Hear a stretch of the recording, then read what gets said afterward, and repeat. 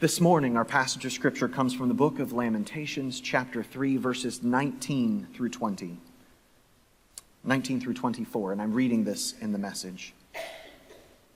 I'll never forget the trouble, the utter lostness, the taste of ashes, the poison I've swallowed. I remember it all. Oh, how well I remember the feeling of hitting the bottom. But there's one other thing I remember, and remembering, I keep a grip on hope. God's loyal love couldn't have run out. His merciful love couldn't have dried up. They're created new every morning. How great your faithfulness. I'm sticking with God. I say it over and over. He's all I've got left. O Lord, may the words of my mouth and the meditations of our hearts be acceptable in your sight, O Lord, our rock and our Redeemer. Amen. Throughout this sermon series, we've been taking a look at things that we can do. We like to call them rituals, things that we can perform that will help us on life's journey. And today we're talking about those difficult points of life's journeys. When tough things happen, when terrible things happen, do we have a process? Do we have rituals? Do we have things we could do over and over again that will represent God to us? As we talked about the last week, can we get a spot going where we can feel that thin moment or find a thin place when heaven and earth are drawn closer together in that moment and we can feel God's presence among us? I'm going to start off and I'm going to share a story in a moment about a funeral. But funerals are one of those places. Funerals are an opportunity through ritual, through remembering, to recall someone's life, but also to help us on the journey of grief and on the journey of faith along the way. Sometimes I read today where people aren't having funeral services or memorial services, and I almost feel sad. I've heard people say that at my church. Well, when I'm gone, I don't want any kind of service. Well, that's fine, except the service generally isn't for you. It's for us that remain. It's for us that are still here to figure out ways to find God's presence as we grieve over the loss of your life. And so it's an opportunity to do that. Many of you know that about 5 years ago, I had a 7.5-year-old grandson that passed away. Carter was born with severe cerebral palsy and was never able to walk or never able to talk as far as words go. He talked with his eyes and with the sounds he made, but he had a really good life. But he passed away at 7.5. And I was asked by my daughter if I would do the funeral service, probably the most difficult thing in ministry I've ever done. And I could remember certain things we wanted to say in that service as we talked as a family. I can remember addressing those things that my daughter and son-in-law found extremely unhelpful, such as when people would say to them, "Oh, God must have needed another angel." Not really helpful to the family. Also, they would say things like, well, he's better off now, which may have been true in some ways, but we weren't better off because he was no longer in our life, no longer a part of who we were. And Carter had this habit. I don't know if it was he brought it on, don't know if it was just automatic, because it really wasn't a seizure, but it was a tremor. And he would get these tremors and his whole body would just shake. Now you think that might upset him, but it didn't. He just laughed. And I mean, that brought joy to everybody whenever we saw Carter just tremoring and laughing. And so as I worked my way through the funeral service that day, I'd had a friend, a clergy friend, who had told me, now if you get to a point that you can't go on, I'll sit right back here and you signal to me and I'll just come up and take your place. And I made it to the end of the service and I decided I think I was done. I don't think I could do the closing prayer. So I looked right back at him and I looked and of course his head was down and he was crying. And I said, I don't think this is what I was anticipating. So I decided I had to do the prayer, but as I sat down, my body started shaking all over it before I got up to do the prayer. And I finally got the energy and God gave me something special in that moment to get up and do the closing prayer. And afterward, my grandson, who's 15 now, so he would have been 10, came up to me and he said, "Grandpa, I saw you shaking." He said, "When you were shaking, I think that was Carter shaking you because he was so happy with what you said." A thin moment, a thin place, feeling God's presence in the midst of grief, in the midst of struggle and suffering, knowing that God was there. And we've talked about that so many times over the years. It's our own liturgy. It's our own remembrance of that life of Carter and the joy he brought to all of us. And we've kind of lost our way on ritual in the church. It kind of became an out thing. Now, Pastor Grant, or as I like to call him, Pastor Ritual, would bring every ritual the church has ever done back if I would let him. I have to restrain him sometimes because liturgy, and when we say those words, I mean that's the routine prayers we do. Even the Lord's Prayer is a piece of liturgy. The things we do responsively, that's all liturgy. And for some of us, it can be very helpful in bringing God's presence back. So it's kind of a significant thing to do. And we can feel God's presence in the midst of those prayers. And losing that has cost us something. As a community of people, a community of faith, we can miss out on those wonderful opportunities we have to draw closer together through liturgy. And I think if we reject those rituals that we've learned over the years, sometimes that causes us to lose touch with God. And we replace them with inventions of the moment, but when we do, there's nothing wrong with inventions of the moment. I've never been accused in ministry of being old-fashioned. I'm always moving forward. But there's something we could lose if we forget about all of those things that brought us together as a church and all those things you do that bring you together as a family. Because there's a depth and a power to rituals in the church and in our own individual and everyday lives. Ritual has power. It has distinct benefits that can really help us on our journey. It reminds us in the midst of pain, in the midst of the journey of struggle, it reminds us that there is hope. It says in the scriptures, we are not those who grieve as without hope. Because we have Jesus, we have hope. And that's so significant and so important. And today's scripture, did you even know there was a book called Lamentations? I mean, we don't preach on that one very much, do we?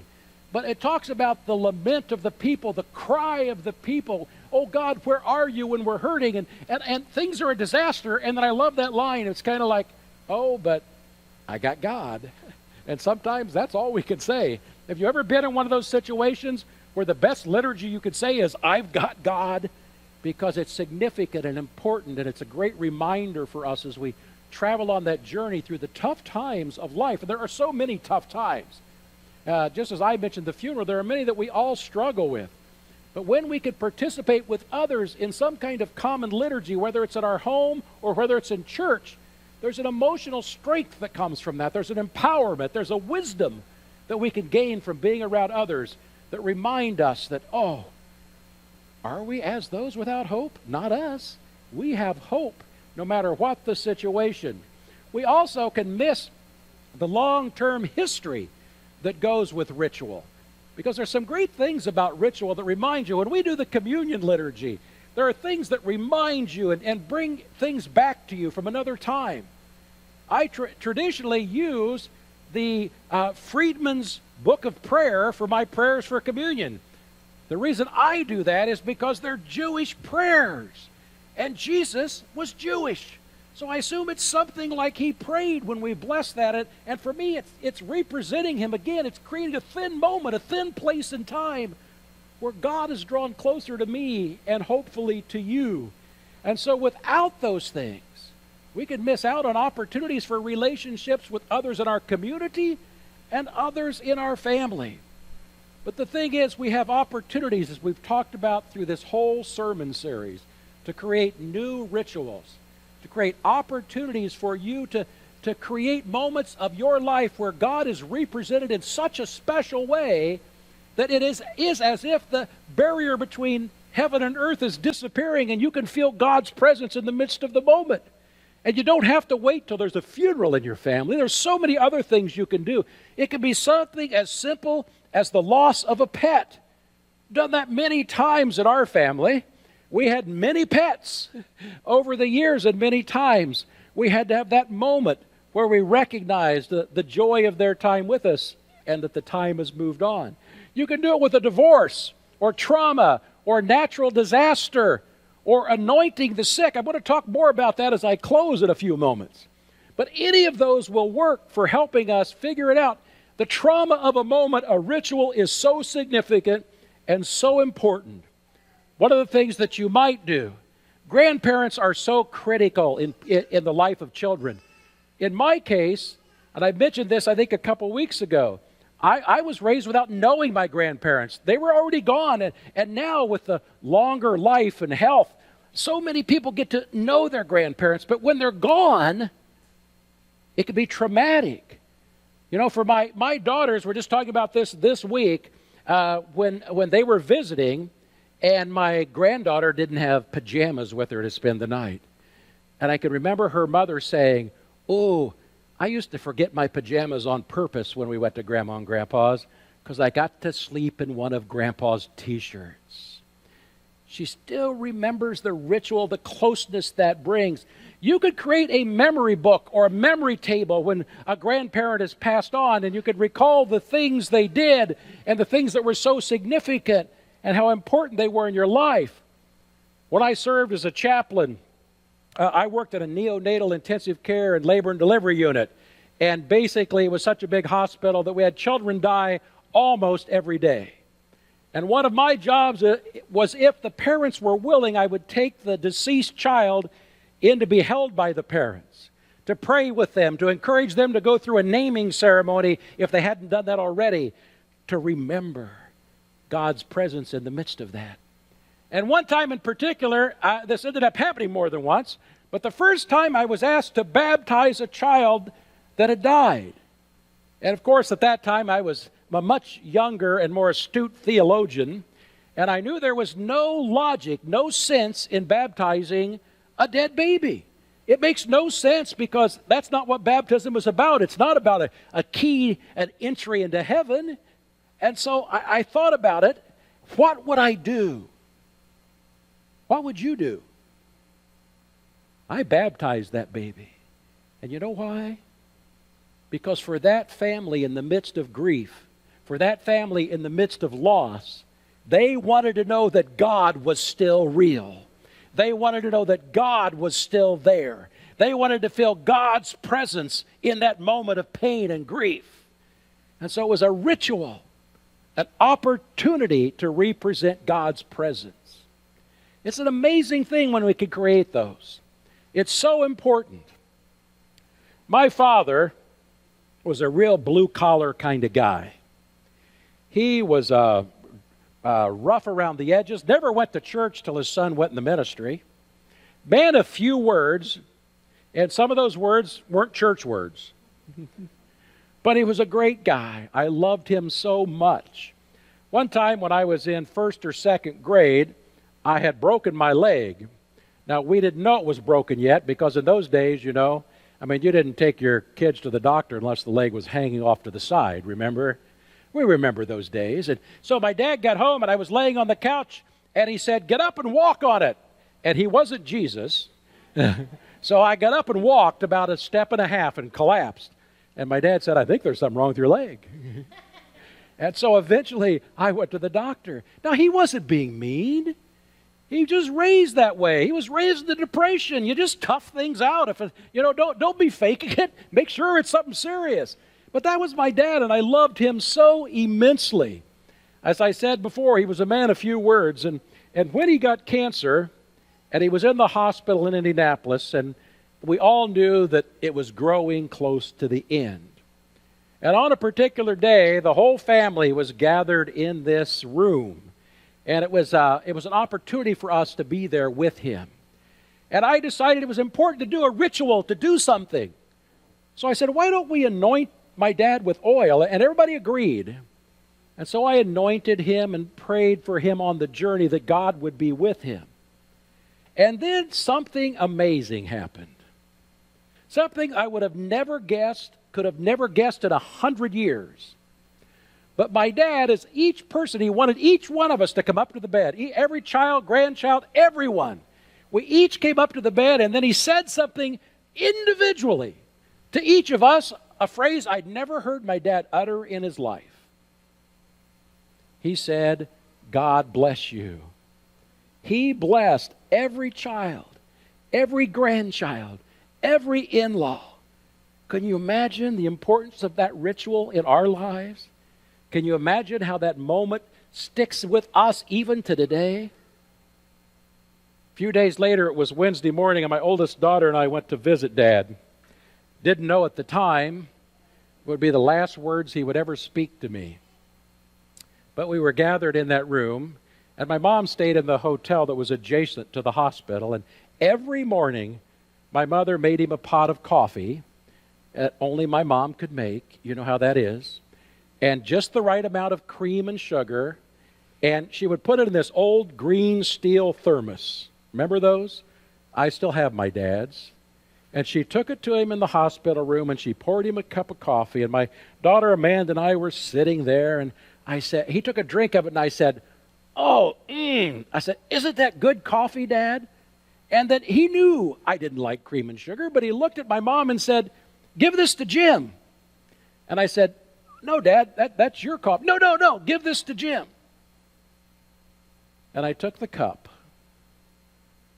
with the coffee, with the cream and the sugar, and I brought it to my lips. And as I sipped that coffee, I looked and I realized that that cup had become the cup of Christ, the cup of communion that we share today. I realized that my dad wasn't just sharing coffee. He was sharing something much deeper and so much more important than I could have ever imagined. And to this day, when we sit around as a family, coffee is at the center of our communion. It's at the center of what we do. And we recall and we remember. I forgot about this in the last service, but not long ago, somebody in the church had given me this old kitchen table and chairs. Just so happens I needed one at the time. And I forgot till I got it how much it reminded me of my parents' dinette set. Remember the days when they all looked alike? And they all had the wheels and you rolled out on them, and we sit around there. We sit around there and we share coffee. But it's more than coffee. We share memories. We share liturgies of faith. I hope you can figure out a way to create some liturgies for you. Some opportunities in your family to create not just memories, but moments that you remember when it was such a thin moment that God was walking with you. That the distance between heaven and earth had disappeared and God was there. God walking with you. My hope for each of you today is the same. That you may have a moment or 2 or 3 or 100 like that. A moment when you could look down and say, without a doubt, what we're sharing today is the cup of Christ and the living presence of God. May it be so for you. Thanks be to God.